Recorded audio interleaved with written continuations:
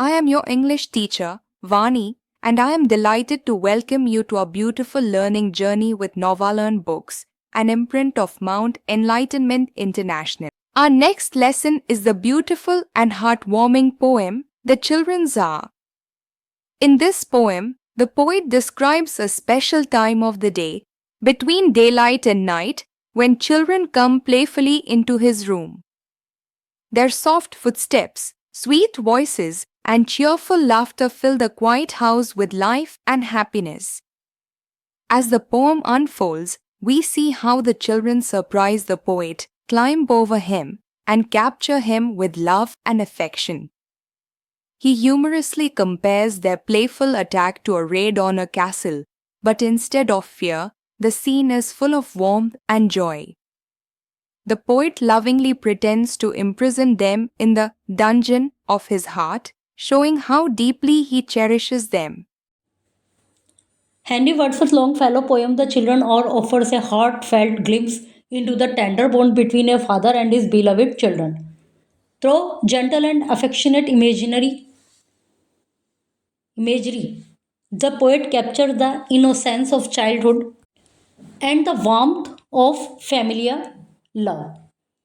Henry Wordsworth Longfellow की जो poem है द चिल्ड्रन और ये एक ऐसी ग्लिम्प्स ऐसी झलक पेश करती है। झलक किसका पेश करती है? एक टेंडर बॉन्ड, एक प्यार बॉन्ड जो कि फादर और उसके बच्चों के बीच में होता है। इस पोएम के माध्यम से एक अफेक्शन, काल्पनिक काल्पनिक भी नहीं, अफेक्शन तो ट्रू ही है, लेकिन इसमें इस पोएम के माध्यम से पोएट ने कैप्चर किया है बचपन का इनोसेंस और जो परिवार का प्यार होता है उसकी गरमाई को। The father's love is likened a strong fortress, a symbol of protection, safety, timeless affection. जो पिता का लव है उसको तुलना किया गया एक मजबूत किले से, जो किसका प्रतीक है? सेफ्टी का, टाइमलेस अफेक्शन का और प्रोटेक्शन का, उसकी रक्षा का। However beneath this warmth lies a subtle poignant reminder even the strongest wall may one day weaken. हालांकि जो इसमें एक प्यार दिखाया गया है और उसमें एक ये रिमाइंडर होना भी ज़रूरी है। सभी को इस चीज़ का जो शाश्वत सत्य है उसका पता होना ज़रूरी है कि हर मजबूत दीवार भी एक ना एक दिन कमज़ोर होती है। The poem quietly reflects the fleeting nature of time. जो पोएम है ये जो समय की जो नेचर है कि समय बहुत जल्दी बीत जाता है, उस नेचर को रिफ्लेक्ट करती है। Suggesting that while love can endure and shelter us, life itself is ever changing and impermanent. इसमें बताया गया है कि हालांकि प्यार हमें सहारा देता है, हमारी रक्षा करता है और हमारे साथ रहता है हमेशा, लेकिन तब भी जो जीवन का जो रूल है वो एवर चेंजिंग है, वो बदलता रहता है। मतलब change is the rule of nature, change तो होना ही है और कुछ भी संसार में परमानेंट नहीं है। Longfellow words are both as a celebration of fatherhood and a gentle meditation on the passage of time. जो लॉन्गफेलो की ये जो पोएम है इसमें फादरहुड के लिए एक उत्सव भी है, मतलब अच्छाई भी बताई गई है उसकी, और साथ ही साथ इस विषय पर ये ध्यान भी केंद्रित किया गया है कि समय को तो बीतना ही है। मतलब सुना होगा कि भाई समय तो कैसा भी हो बीती जाता है, अच्छा हो बुरा हो, परमानेंट तो कुछ भी नहीं है संसार में, सब कुछ बदलता ही रहता है। What is the poem really saying about time, love and role of family? Poem में वास्तव में क्या क्या कहा गया है टाइम के, लव और फैमिली के रोल के विषय में? How do joyful moments become lasting memory? जो जॉयफुल मोमेंट होते हैं वो हमारे लिए एक मेमोरी बन जाते हैं, हमेशा रहने वाली। थिंक अबाउट ए मेमोरी और bond of your own life that feel strong like a fortress yet like all moments may change over time. अपने अपने जीवन से, अपने वास्तविक जीवन से कोई ऐसी मेमोरी बताइए जो कि आपके लाइफ में एक सुरक्षा का किले की तरह से रोल अदा किया है, और साथ ही ये भी बताइए कि समय के साथ साथ बदल गया वो भी, मतलब चेंज हुआ, ऐसा पल बताइए, ऐसे क्षण को यहाँ पर डिस्क्राइब कीजिए। Now let us start the poem. Between the dark and the daylight when the night is beginning to lower comes a pause in day's occupation that is known at the children our.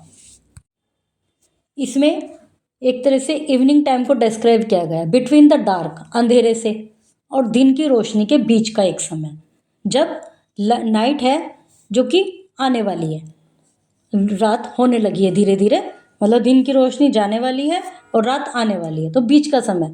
कम से pause in the day occupation, जब दिन भर के काम जो होते हैं हमारे, जो भी व्यवसाय हैं, जो भी जॉब हैं, उन पे एक पॉज लग जाता है।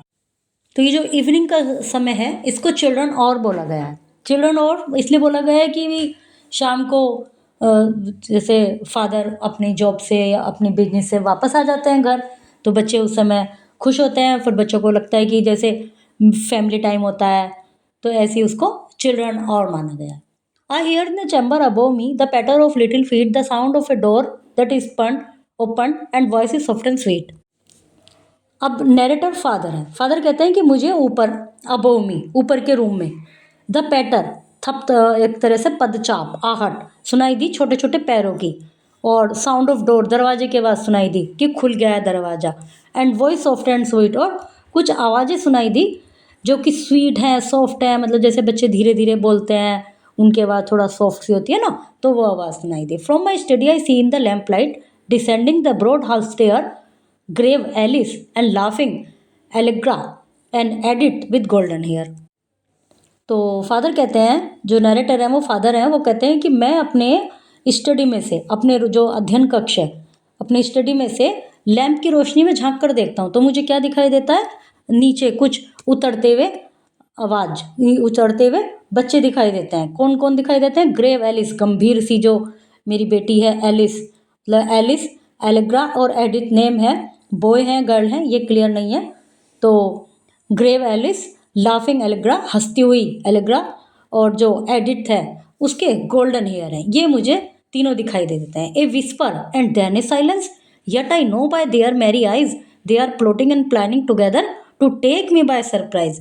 अब क्या है, विस्पर आती है, कुछ फुसफुसाहट, फिर एकदम चुप हो जाते हैं, लेकिन मुझे वो दिख गए बच्चे, मुझे उनकी आंखों से पता चल रहा है, मुझे सुनाई नहीं आ रहा वो क्या चाह रहे हैं, लेकिन उनकी जो आंखें हैं ना, मेरी आइज, बड़ी हैप्पी हैप्पी आंखें, खुशी वाली आंखें, उनसे मुझे पता चल रहा है कि वो कुछ प्लान कर रहे हैं, प्लॉटिंग कर रहे हैं, कोई प्लान बना रहे हैं मुझे सरप्राइज देने का। A sudden rush from the stairway, a sudden raid from the hall, by 3 doors left unguarded they enter in my castle wall.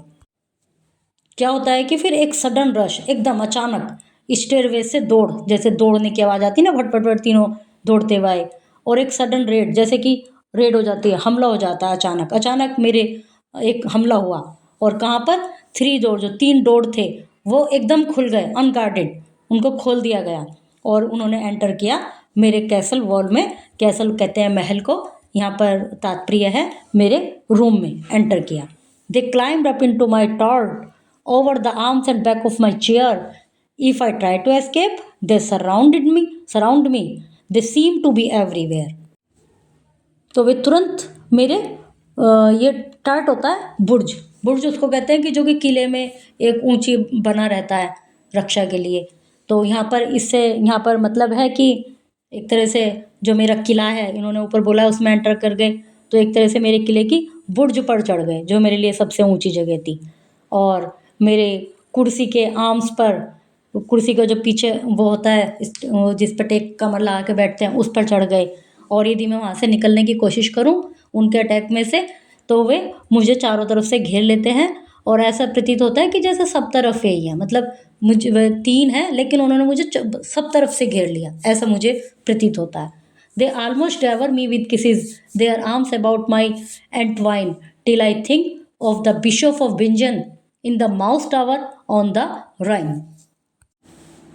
तो फादर आगे बताते हैं कि उनकी जो बाजू हैं, बाहें, हाथ, वो मेरे बिल्कुल चारों ओर लिपट गए, और उन्होंने मुझे बहुत सारी किस की काफ़ी देर तक, और जब तक कि ये बिशप ऑफ बिंगन, इनकी स्टोरी बताती हूँ। इन the mouse tower of rain की एक बिगेन एक सिटी है जर्मन में, उसमें एक बिशप था, हटो, बिशप का नाम हटो था, वो बहुत ज़्यादा क्रूअल था। तो एक बार अकाल के समय उसने लोगों को, मजदूरों को, लेबर क्लास को खाना वाना, अन्न वन नहीं खाने दिया, अन्न को स्टोर कर दिया एक टावर में, माउस टावर था जो कि रेन का, उसमें स्टोर कर दिया, मतलब इतनी क्रूअलिटी दिखाई, और ऐसा माना जाता है कि अंत में उसकी मृत्यु इन चूहों के खाने से ही, चूहों ने ही उसको खा लिया, अंत में इस प्रकार उसकी मृत्यु हुई। तो जैसे भी कोई भी होता है तो उसको याद करते हैं ना, हम भगवान को याद करते हैं, हे भगवान, ऐसे। तो वहाँ पर इस बिशप को माना जाता है, भगवान नहीं माना जाता, मतलब उसको कहा जाता है कि इतना क्रूअल था वो। तो ये कहते हैं कि मैं उसके विषय में सोच लेता हूँ जब वो मेरे ऊपर अपनी किसी से अटैक करते हैं और मुझे एक तरह से लिपट जाते हैं मेरे से, जैसे शैतानी करना या प्यार दिखाना, इस तरह से वो करते हैं। वो तो अच्छी सेंस में कर रहे हैं, लव की सेंस में कर रहे हैं, बट थोड़ा सा कंपेयर यहाँ पर उस बिशप का पोएम की जो राइम बनाने के लिए, bishop of Bingen mouse tower on the Rhine, ये लिखा हुआ है। तो उसकी मैंने कहानी बताई कि जब तक मुझे उसका ख्याल नहीं आ जाता। Do you think of blue eyed bandit because you have scared the wall, such an odd moustache as I am is not a match for you all. तो फादर उनसे बच्चों से मजाक में कहते हैं कि हे नीली आंखों वाले डाकुओं, बैंडिट डाकू, तुमको लगता है कि तुमने दीवार फांद ली है और मैं जो बूढ़ा मूंछों वाला, मैं कुछ नहीं कर सकता, मेरा कोई मैच नहीं है तुम सबके सामने। I have you fast in my fortress and will not let you depart but put you down into the dungeon in the round tower of my heart. अब तुम मेरे किले में आ गए हो, फोर्टेस में किले में आ गए हो, लेकिन अब मैं तुम्हें कैद कर लूँगा, तुम्हें जाने नहीं दूंगा, और जो किले की जो चार दीवारी है ना, उसकी काल कोठरी में डाल दूंगा तुम्हें। और वो काल कोठरी उसने अपने दिल को कहा है कि मैंने तुम्हें अपने दिल में कैद कर लिया। And there will I keep you forever, yes forever and a day, till the walls of crumble to run ruin and moulder in the dust away. फिर फादर बच्चों से कहते हैं कि इस किले में, इस किले के कैद खाने में, मेरे दिल के डंजन में मैं तुम्हें हमेशा के लिए रखूँगा, जब तक रखूँगा जब तक कि एक दिन ये किला बर्बाद ना हो जाए और सब धूल में ना मिल जाए। बर्बाद होने से, धूल मिलने से मतलब यह है कि जब तक मैं जीवित हूँ, जब तक मेरी मृत्यु ना हो जाए, जब तक मैं तुम्हें अपने इस दिल के किले में रखूँगा हमेशा के लिए। This poem teaches us about the innocence of childhood, the bond between adults and children, and the pure happiness that love brings. It reminds us that even the busiest lives are brightened by moments of affection and togetherness. Dear students, we have completed our second chapter today with interest and curiosity. Always remember, literature helps us not only enjoy stories but also understand people and the world around us a little better. I'm so proud of your thoughtful responses and your growing ability to think critically. See you tomorrow with another exciting chapter to explore.